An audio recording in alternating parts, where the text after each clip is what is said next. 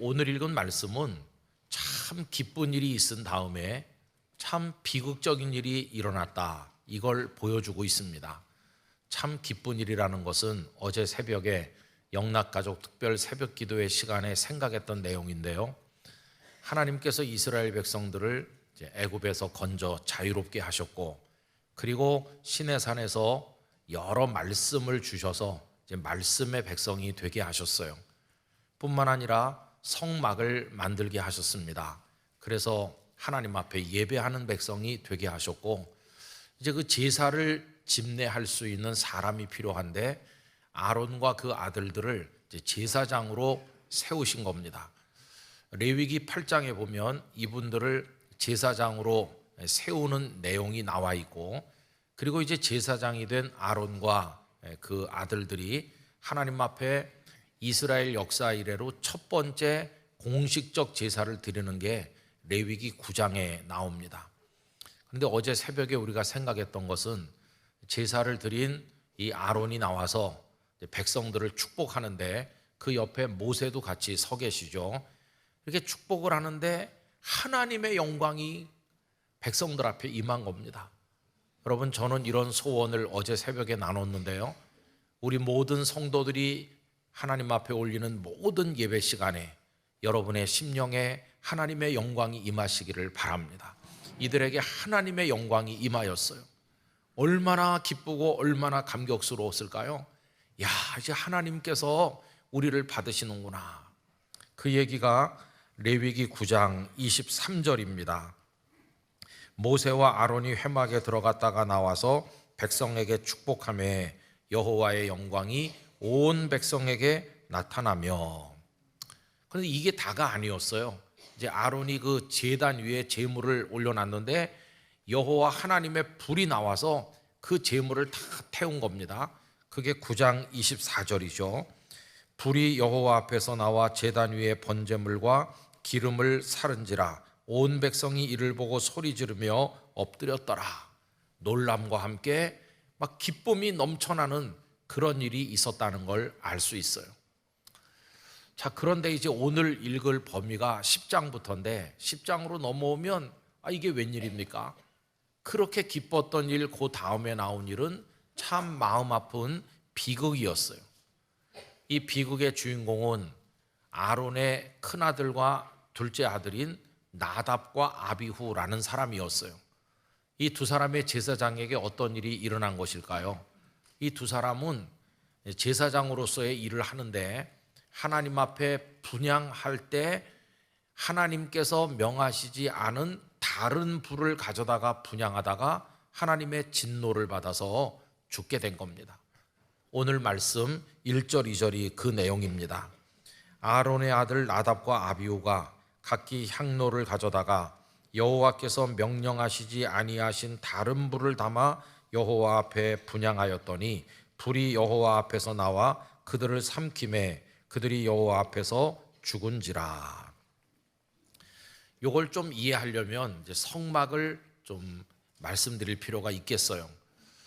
여러분, 나중에 다윗이 잘 준비하셨고 그 아들 솔로몬이 웅장하게 지어 바친 건 성전이라고 합니다. 그건 땅에다 기초를 놓아서 건축을 한 거죠. 그런데 애굽에서 나온 이 백성들은 계속 광야를 통과해서 이동 중이기 때문에 건물을 지을 수가 없기 때문에 이동식 장막을 마련한 겁니다. 거룩한 장막, 그래서 성막이라고 하는 거죠. 이걸 다 맞추면 성막이 되고 따로따로 또 분해를 해서 어깨에 메고 이동하는, 그게 성막이죠. 근데 성막은 뜰이 있습니다. 그 뜰에는 제사장들이 하나님 앞에 나갈 때 몸을 씻는 물두멍이 있어요. 오늘 우리식으로 말하면 욕조와 같은 거죠. 그리고 이제 가운데는 하나님 앞에 드리는 제물을 올려놓고 불로 태우는 번제단, 이 제단이 있습니다. 그리고는 이제 성막 안으로 들어가 보면 그 안은 두 가지로 영역이 구분되어 있는데 그 앞에 있는 부분은 거룩한 곳, 그래서 성소라고 합니다. 또 성소보다 더 안쪽에 있는 가장 뒤쪽에 있는 것은 지성소라고 그래서 지극히 거룩한 곳, 이렇게 되어 있어요. 이 성소와 지성소는 통판으로 짠 아주 두꺼운 휘장으로 1년 내내 나뉘어져 있어요. 막혀 있는 거죠. 그럼 이 성소에는 뭐가 있을까요? 우선 하나님 앞에 드리는 떡을 올려놓는 진설병 상이 있습니다. 그리고 또 그 반대편에는 언제나 거기 초를 밝히는 그 등불이 꺼지지 않도록 하기 위해서 하는 그 등잔 금초대가 있어요. 그리고 이제 가운데 쪽에는 분향단이라고 그래서 하나님께 올려드리기 위해서 특별한 방법으로 만든 향이 있는데 그 향을 불로 태워 올려드리는 그 분향단이 있어요. 이제 제사장은 아침과 저녁으로 분향단에 향을 올리도록 되어 있습니다. 그 이야기가 출애굽기 30장 7절 8절입니다. 아론이 아침마다 그 위에 향기로운 향을 사르되 등불을 손질할 때에 살을 찌며 또 저녁 때 등불을 켤 때에 살을 찌니 이 향은 너희가 대대로 여호와 앞에 끊지 못할 것이며. 그래서 아침 저녁으로 이제 향을 올리는 거예요. 근데 여러분, 향을 분향해서 올리려면은 거기 불이 필요하거든요. 근데 중요한 건 뭐냐 하면은 아무 불이나 가져다 하면 안 되었고 하나님께서 정하신 불이 있었다는 겁니다. 그 불은 어떤 불인가 하면 뜰에 있는 그 제단 위에 있는 불, 그거를 불씨를 가져다가 하도록 되어 있었어요. 레위기 16장 12절 13절을 읽어드리겠습니다. 향로를 가져다가 여호와 앞 제단 위에서 피운 불을 그것에 채우고 또 곱게 간 향기로운 향을 두 손에 채워가지고 휘장 안에 들어가서 여호와 앞에서 분향하여 향연으로 증거계 위 속죄소를 가리게 할지니 그리하면 그가 죽지 아니할 것이며. 여기 향로라는 말이 나오는데 금으로 만든 조그마한 그릇이라고 생각하시면 돼요. 다른 곳에서는 불똥 그릇이라고도 번역을 했고 불 옮기는 그릇이라고도 번역했습니다. 여하튼 금으로 만든 요 향로를 가지고 나가서 거기다가 제단에 불씨를 담아가지고 성소에 들어와서 이제 분향을 하는 거죠. 여기서 중요한 건 제단 위에 불로 해야 된다 하는 게 중요한 것입니다. 자, 그럼 여러분, 왜 하나님께서는 하필이면 제단 위에 있는 그 불로만 하라고 말씀하셨을까요?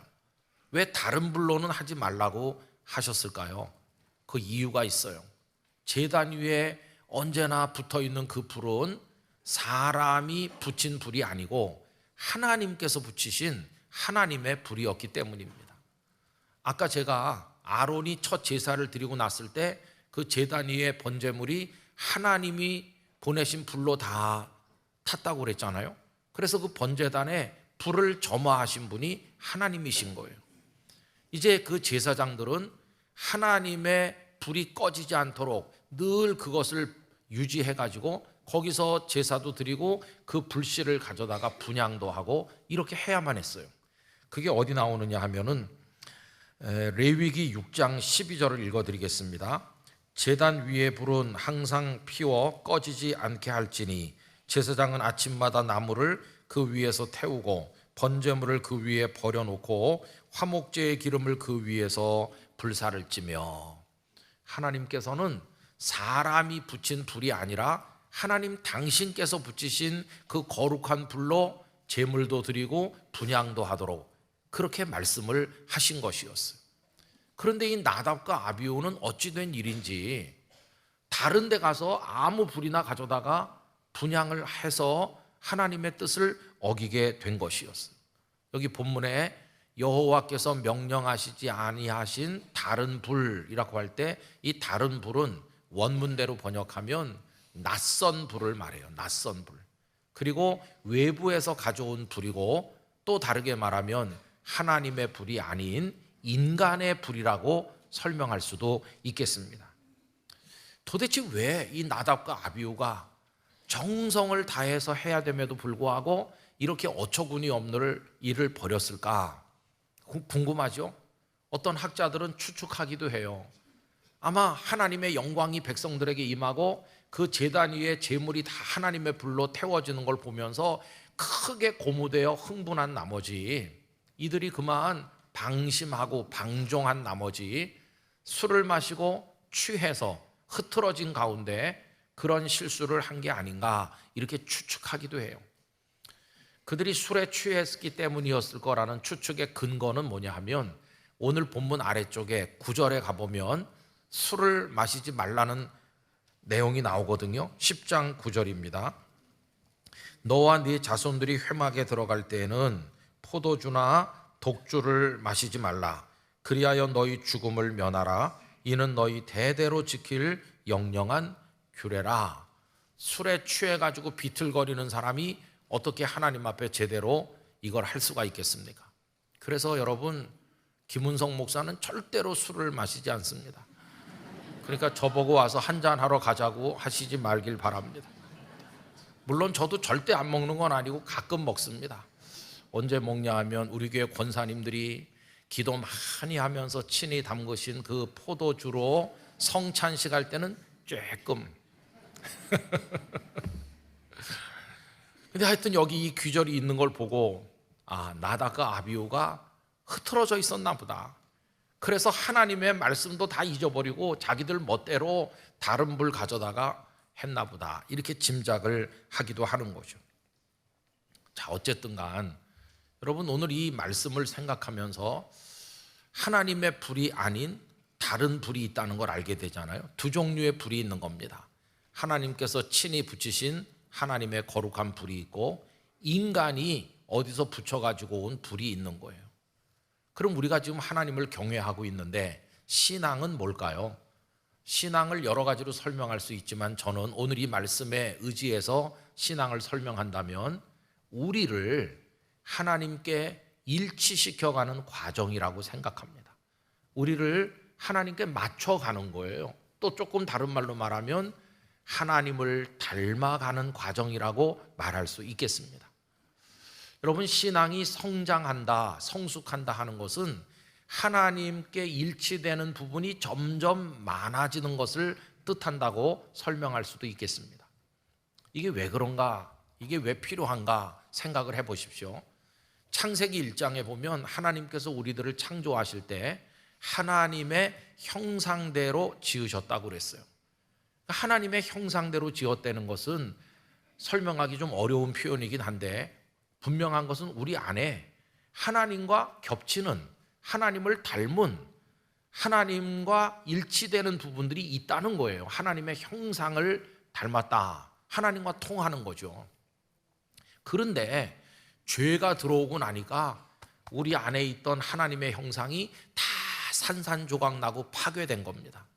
하나님의 형상이 남아있질 않아요. 그래서 하나님을 닮아서 하나님과 일치돼야 되는데 하나님의 뜻과 전혀 다른 뜻을 생각하고 하나님이 원하시는 것과는 전혀 상반된 것을 가슴에 품고 살아가고 있으니 이게 바로 죄인된 우리의 모습인 거죠. 하나님의 형상은 다 깨뜨려졌고 더러운 정욕과 세상에 대한 말로 표현하기 어려운 그런 것들이 우리 안에서 불꽃처럼 지금 타오르고 있는 것이에요. 이게 지금 너무도 안타까운 거죠. 그래서 하나님께서는 우리가 하나님과 일치되어 가기를, 하나님을 닮기를 원하시는 겁니다. 하나님은 모든 것의 원형이시고 온전하신 분이시기 때문에 우리를 하나님께로 닮아오도록 말씀하는 거거든요. 그런데 성경에 보나 우리 자신을 보나 어떻습니까? 반대로 튀는 거예요. 꼭 청개구리 같아요. 예를 하나 들면 하나님께서 요나 선지자에게 니느웨로 가서 니느웨 사람들에게 말씀을 전해서 그 사람들이 회개하고 구원받도록 해줘라 하고 말씀하셨잖아요. 그러면 니느웨로 가려면 방향이 이미 정해 있는 건데 어찌된 일인지 요나는 정반대 방향 다시스행 배에 몸을 실었어요. 하나님께서는 물론 니느웨 사람들이 죄인이라는 걸 아셨지만 긍휼과 사랑이 그 마음에 가득 차서 회개할 기회를 주시려는 거였어요. 그런데 요나의 마음속에는 니느웨 사람은 멸망당해야 된다는 증오심만 가득 차 있는 거예요. 사랑의 마음을 가지신 하나님, 증오의 마음을 가진 한 인간, 얼마나 다릅니까? 그래서 그가 다시스행 그 배에 몸을 실는 그 뒷모습을 우리가 성경에서 보는데 그 요나가 오늘 우리의 모습인 것이, 얼마나 많은 경우에 우리는 우리 뜻대로 하나님과 다르게 행동하며 하나님과 다르게 살아왔는지 이걸 생각해야 되는 거죠. 여러분, 신앙의 부흥은 뭘까요? 우리는 그동안 부흥 그러면 공동체적으로 많이 생각하면서 어느 교회에 오는 사람이 많아지면 그 교회가 부흥한대요 이렇게 말해왔는데, 여러분, 신앙의 부흥은 개인에게 적용해서 말하면 하나님과 다르게 살던 우리 자신이 점점 하나님의 말씀과 하나님께 맞춰가게 되는 게 신앙의 부흥인 것이에요. 그런 부흥이 일어나기를 축원합니다. 영락교회를 두고 말하면 이 교회 공동체가 점차 하나님께 우리 자신을 일치시켜 가는 게 더 성숙해지면 그게 영락교회 공동체가 부흥하는 게 되는 것이죠. 그런데 우리는 우리 속에서 그게 잘 안 되는 거예요. 얼마나 그 정욕의 불길이 활활 타는지, 그 인간의 불 이게 꺼지질 않아요. 계속 거기다 기름을 누가 붓는 것 같은데 사탄이 그 불꽃이 꺼지지 않도록 계속 불을 붓고 있는 거예요. 하나님의 불로 해야 되는 건데 이 더러운 욕망의 불로 살고 있는 거예요. 이거 어떻게 하면 좋을까? 여러분, 예수님께서는 우리 것을 다 버려야 된다고 말씀하셔요. 그래야 하나님께 일치되어 갈 수 있는 겁니다. 이거를 예수님은 자기 부인이라고 표현하셨어요. 마태복음 16장 24절을 우리 스크린을 보시며 다 같이 읽겠습니다. 이에 예수께서 제자들에게 이르시되 누구든지 나를 따라오려거든 자기를 부인하고 자기 십자가를 지고 나를 따를 것이니라. 아멘. 자기를 부인하는데 성공하시기를 바랍니다. 우리를 내려놔야 되는 거예요. 나의 생각도 경험도 나의 판단도 나의 어떤 습관적인 모든 것도 다 나를 내려놓고 하나님의 것에 맞추는 거예요. 하나님 앞에서 나는 없어져야 되는 거예요. 그래야 이게 하나님의 불로 살아갈 수 있는 사람이 될 수 있는 것입니다. 여러분, 하나님의 불을 붙들면 우리가 거룩하게 되는 거예요. 이사야 6장에 보면 이사야 선지자가 이제 부름받는 그날, 사명자로 세워지는 그날 하나님의 영광을 체험하게 됩니다. 그냥 간단히 말하면 하나님을 바라보게 된 거예요. 그리고는 큰 충격을 받았어요. 하나님은 온전하시고 거룩하신데 나는 이게 뭐냐, 나는 이렇게 더러운 죄인이구나 가슴을 치면서 화로다 나여 망하게 되었도다. 나는 입술이 부정한 자로서 입술이 부정한 백성 중에 살고 있구나. 이 탄식이 있었어요. 그게 이사야 6장 5절입니다. 그때 내가 말하되 화로다 나여 망하게 되었도다. 나는 입술이 부정한 사람이요 나는 입술이 부정한 백성 중에 거주하면서 만군의 여호와이신 왕을 배웠음이로다 하였더라. 가슴을 치는데 이거는 무엇으로부터 비롯된 탄식이냐 하면 하나님과 자신이 다르다는 것에서 고통을 느끼는 거예요. 하나님은 선하신데 나는 악하고 하나님은 거룩하신데 나는 부정하기 짝이 없고 어쩌면 좋을까? 이 다름으로 인한 고통을 그가 겪는 거죠. 말씀을 전해야 될 선지자로 부름받는 건데 말씀은 입으로 전하잖아요. 근데 지금 입이 더럽다는 거예요. 이 더러운 입으로 어떻게 거룩한 하나님의 말씀을 전할 수 있나? 그가 깊이 탄식할 때 어떻게 그의 입술을 깨끗하게 해주시는지 그 다음 6장 6절과 7절을 보면 이렇습니다. 그때에 그 스랍 중에 하나가 부젓가락으로 제단에서 집은 바 핀 수출 손에 가지고 내게로 날아와서 그것을 내 입술에 대며 이르되 보라 이것이 내 입에 닿았으니 네 악이 제하여 졌고 네 죄가 사하여 졌느니라 하더라. 우리의 악도 우리의 죄도 사해지기를 원합니다. 그런데 무엇을 그의 입술에 대줬나요? 핀 숯을 가져왔는데 그 숯이 어디서 가져왔습니까? 하나님의 제단, 하나님의 제단의 핀 숯, 하나님의 불인 거예요. 하나님의 불. 하나님의 불이 붙은 그 숯을 그의 입에 대는 환상을 봤어요. 여러분, 하나님의 불은 우리를 살게 하고 거룩하게 하고 변화되게 만드는 줄로 믿습니다. 그러나 인간의 정염의 불이라고 하는 것은 하나님 앞에 우리를 망하게 만드는 거예요. 그래서 여러분, 우리는 어떻게 해서든지 하나님께 우리 자신을 맞춰 가야 되는, 일치시켜 가야 되는 거죠. 근데 그동안 우리 한국교회는요, 그냥 수가 늘어나는 부흥 같은 데는 관심이 많았어요. 그러나 정말 내 속에 더러운 거 버리고 하나님께 나를 맞춰야 된다, 우리 교회가 그래야 된다 하는 것에는 소홀했어요. 다 각자가 자기 불을 들고 와서 모이니까 많이 모일수록 더 시끄럽고, 많이 모일수록 더 요란하고, 더 썩은 냄새가 나고, 그게 교회 바깥으로 나가고, 세상 사람들이 하나님을 믿는다는 저 사람들 왜 저렇지, 이렇게 우리를 걱정하는 참 부끄러운 처지에 떨어지게 된 것이에요. 저는 우리 오늘 3부 예배 참여하는 모든 분들이 이제부터는 여러분의 모든 것을 하나님께 맞춰 나가시기를 간절히 기원합니다. 하나님과 일치시켜 나가는 거예요. 이게 우리를 부인함으로써, 다른 말로 말하면 철저히 아멘으로 순종함으로써 나의 것은 내려놓고 하나님의 것을 내가 얻는 거예요. 요새 교회에서들 많이 부르는 찬양 중에 원하고 바라고 기도합니다 라는 제목의 찬양이 있어요. 하나님의 꿈이 나의 비전이 되고, 예수님의 성품이 나의 인격이 되고, 성령님의 권능이 나의 능력이 되길 원하고 바라고 기도합니다. 요새 이런 찬양 부르나? 잘 모르는 분은 금요 기도에 오시기 바랍니다. 앞에도 부르려고 그랬는데 뭐 찬양 시간도 아니고 설교 시간이니까 제가 후렴만 부른 거예요, 대충. 근데 거기 보면 가사가 이래요. 하나님의 꿈이 나의 비전이 되고, 하나님 저의 비전은요 하나님의 꿈이 이루어지는 겁니다. 일치시키는 거예요. 하나님 저의 인격, 저의 인품이 예수님의 성품 담기를 원합니다. 저의 능력, 뭐 지식의 능력, 이런저런 능력, 그게 아니고 그런 능력으로 살지 않고 저의 능력이 성령님의 권능이 저의 능력 되기를 원합니다. 이렇게 이 맞춰가는 거예요. 그래서 가사가 좋죠. 네.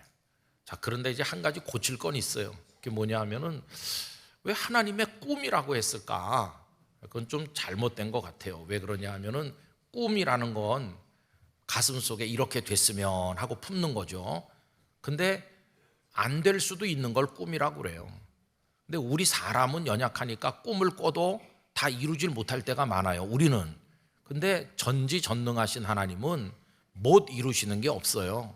그러니까 그 꿈이라는 단어를 하나님께 적용하는 건 조금 안 맞는 것 같아요. 그래서 제가 꿈이라는 단어 대신 더 좋게 만들려면 뜻이라는 단어를 쓰면 되겠다. 하나님의 뜻이 우리의 비전이 되는 거예요. 나의 비전이 되고, 이렇게 바꿔서 불렀으면 좋겠다고 지나가는 말로 어디서 했는데, 우리 교회 이 자막 만드는 분이 어느새 그걸 고쳐놨더라고요. 금요기도에 와보시면 뜻으로 바뀌어 부른다는 걸 알 수 있어요. 참 누가 바꿨는지 하나님 축복 많이 받으실 거예요. 여러분, 하나님의 뜻이 성도님들의 비전이 되길 바랍니다. 내 욕심은 버리는 거예요. 내 비전은 내려놓고 하나님 원하시는 거 나도 원합니다. 이제는 저의 못된 성품 이거 분노도 하고 미워하기도 하고 좁아 터진 나의 이 못된 이거 인격이 이제는 예수님의 성품 담길 원합니다.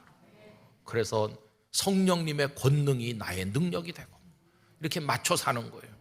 여러분, 그렇게 할 때 우리들은 거룩한 하나님의 사람으로 승리하게 될 것이에요. 하나님은 거룩하신데 우린 추하잖아요.